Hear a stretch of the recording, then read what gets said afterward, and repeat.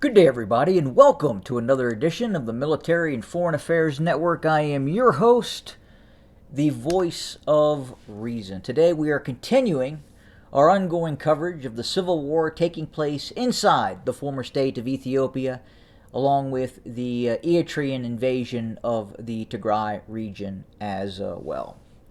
So as I sit here today in my office, I'm drinking a cup of very delicious Oromo coffee from the former state of Ethiopia. Very good, very enjoyable. Usually drink Jovaye. However, today I am enjoying a fine cup of Oromo coffee.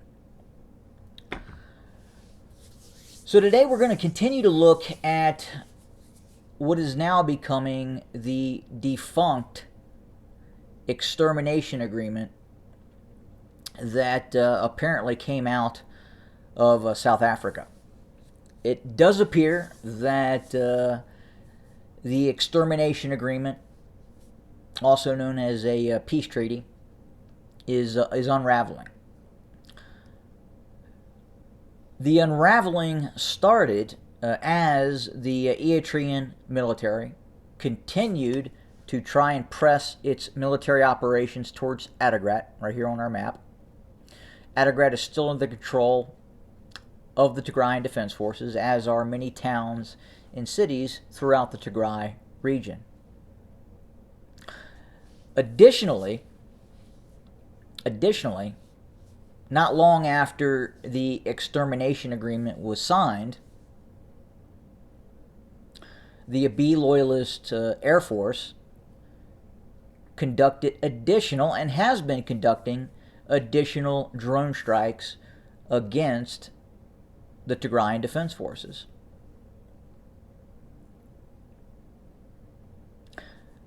So it looks like at this point, neither party is honoring the extermination agreement. I have to wonder, and I have to ask the question, as are probably many folks are asking, what could have happened in South Africa? Look, South Africa is not a safe place. South Africa is an incredibly corrupt nation. And I just have to ask, and I have to wonder, again, was what occurred in South Africa the actual intent of some of those attending the event? Just asking the question, because, again, any reasonable person that is familiar with what has happened in the Tigray region, and is also happening in Oromo as well, has to ask that question. Under the guise of law enforcement operations, Abiy Ahmed has allowed an external state actor, another country, to bring its forces in to what was Ethiopia, to conduct a military operation against the people of Ethiopia, which I now call the former state of Ethiopia, for that very reason. If Joe Biden, the current president of the United States, allowed the Mexican army into Texas to crush the Republican Party, obviously I would call us here in the United States the former United States of America. Same thing. No hypocrisy. Just the truth. But again, we have reports of continued military operations by the Eritrean military trying to press operations towards Adigrat. It appears that before whatever was signed in South Africa comes to fruition, the Eritrean army would like to control certain cities. And unfortunately for the Eritrean military, they are not able to do that. They are continuing to meet heavy resistance within the vicinity of Adwa. For all intents and purposes, the Eritrean army continues to be surrounded within the confines of Adwa. They have not made any headway towards Adigrat at this point. Further west towards Shire, again, the joint forces of the Eritrean army and Abiy loyalists have Tigrayan defense forces to their west and east and southeast and southwest. The road from a DRK up to Shire, again, is more or less just like the B30 highway or the highway to hell. In the southeast, the Abiy loyalist forces have not made any headway north towards Maichu, Mekoni, or Mekele for that matter. The Tenbian region is still secured by the Tigrayan defense forces. Well north of Mekele is controlled by the Tigrayan defense forces, and the TDF still have 200,000 mobilized troops, which is, at this point, the only tangible recourse the Tigray region has to defend its population from the Eritrean army, from Amharan militia groups, and from the Abiy loyalist forces themselves. That's it.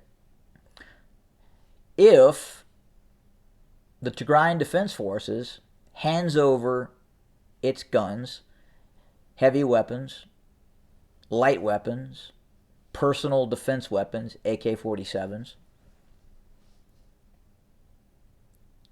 then there is absolutely nothing stopping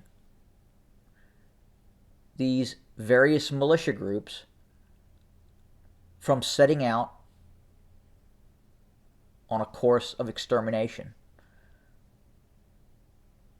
much like we saw in Rwanda. So again, I have to ask and I have to wonder, who is going to honor this extermination agreement? And right now it appears no one.